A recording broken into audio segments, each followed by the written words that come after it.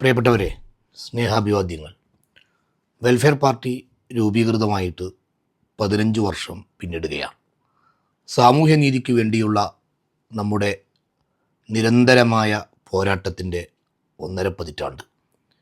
ഇന്ത്യയിലുടനീളം ഈ വലിയ ഉത്തരവാദിത്വം നിർവഹിച്ചുകൊണ്ടാണ് നമ്മുടെ പാർട്ടി മുന്നോട്ട് പോയിക്കൊണ്ടിരിക്കുന്നത്. വിശേഷിച്ചും സംഘപരിവാറിൻ്റെ വിദ്വേഷ രാഷ്ട്രീയം അധികാരത്തിലേറിയതു മുതൽ രാജ്യത്തുടനീളം സംഭവിച്ചു കൊണ്ടിരിക്കുന്നത് വംശീയ വിവേചനങ്ങളും പിന്നോക്ക ജനവിഭാഗങ്ങളെ ഇല്ലായ്മ ചെയ്യാനുള്ള സമീപനങ്ങളും മുസ്ലിം ന്യൂനപക്ഷങ്ങളെ അപരവൽക്കരിക്കാനുള്ള നിരന്തര ശ്രമങ്ങളുമാണ്. ഈ ഘട്ടങ്ങളിലെല്ലാം നീതിയുടെ ശക്തമായ ശബ്ദവുമായി ഇന്ത്യയിലൂടെ നാം സഞ്ചരിച്ചു കൊണ്ടിരിക്കുകയാണ്. തീർച്ചയായും നമ്മുടെ മുമ്പിൽ ഒരു വലിയ ഉത്തരവാദിത്തമാണുള്ളത്.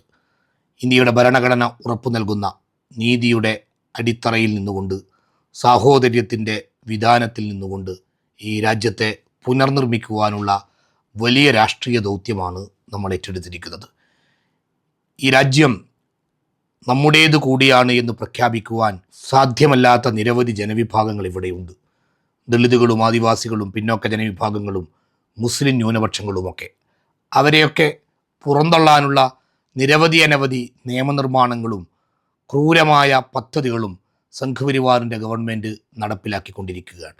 പൗരത്വ നിയമ ഭേദഗതി മുതലുള്ള ചെറുതും വലുതുമായ നിയമനിർമ്മാണങ്ങൾ നമുക്ക് കാണുവാൻ സാധിക്കുന്നത് ഈ രീതിയിലാണ്.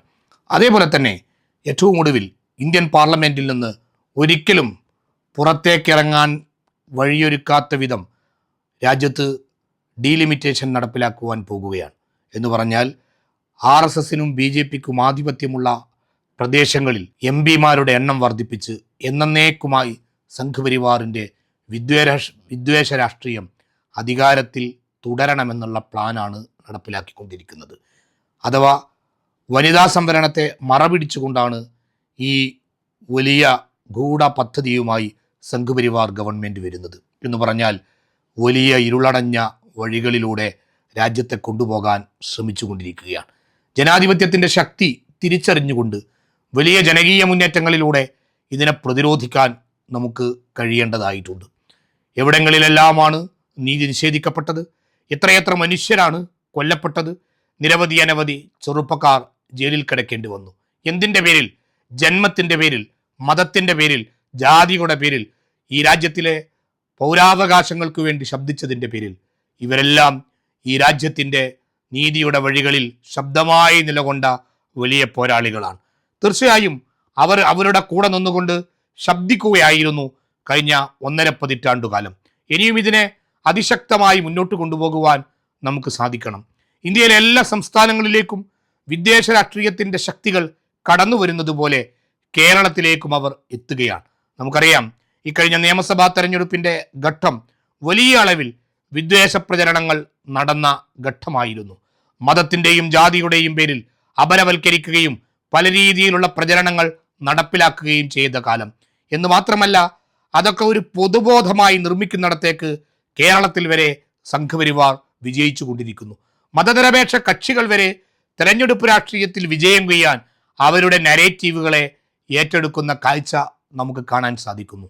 അത്യന്തം ഭയാനകമായ സാഹചര്യങ്ങളിലൂടെ രാജ്യം സഞ്ചരിക്കുമ്പോൾ കേരളത്തിലും ഭയാശങ്കകൾ വർദ്ധിച്ചു കൊണ്ടിരിക്കുന്നു എന്നാണ് നമുക്ക് മനസ്സിലാക്കാൻ കഴിയുന്നത്. തീർച്ചയായും ഈ ഘട്ടത്തെ അതീവ ഗൗരവത്തോടെ കണ്ടുകൊണ്ട് മുന്നോട്ട് പോകാൻ നമുക്ക് സാധിക്കണം. നീതി നിഷേധിക്കപ്പെട്ട ജനവിഭാഗങ്ങളെ ചേർത്ത് പിടിക്കാൻ, അവരുടെ പോരാട്ടങ്ങൾക്ക് ശക്തി പകരാൻ നമുക്ക് കഴിയണം.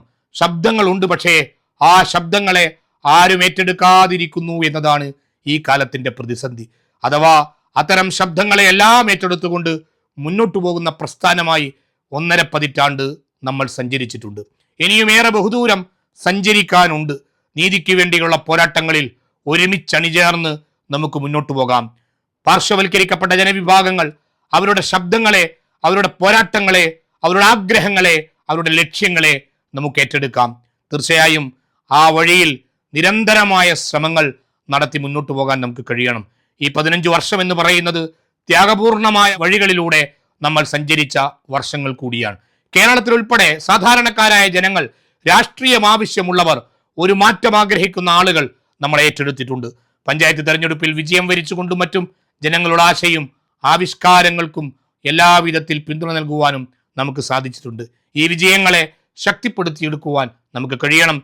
കൂടുതൽ ശക്തമായ മുന്നേറ്റങ്ങളിലൂടെ നീതിയുടെ രാഷ്ട്രീയത്തെ ശക്തിപ്പെടുത്തി മുന്നോട്ടു പോകാൻ നമുക്ക് സാധിക്കണം. ഈ 1.5 പതിറ്റാണ്ട് പിന്നിട്ട ഈ സന്ദർഭത്തിൽ ഏവരെയും ഹൃദയപൂർവ്വം അഭിവാദ്യം ചെയ്യുന്നതോടൊപ്പം നാളെയുടെ നന്മക്കായി പോരാട്ടത്തിന്റെ വഴികളിലൂടെ നമുക്ക് സഞ്ചരിക്കാം. സാഹോദര്യ രാഷ്ട്രീയത്തിന്റെ എല്ലാ ആവിഷ്കാരങ്ങളും ഈ നാട്ടിൽ വിളയിച്ചെടുക്കാൻ നമുക്ക് ശ്രമിക്കാം. നാട് നമ്മളെ കാതോർത്തിരിക്കുകയാണ്.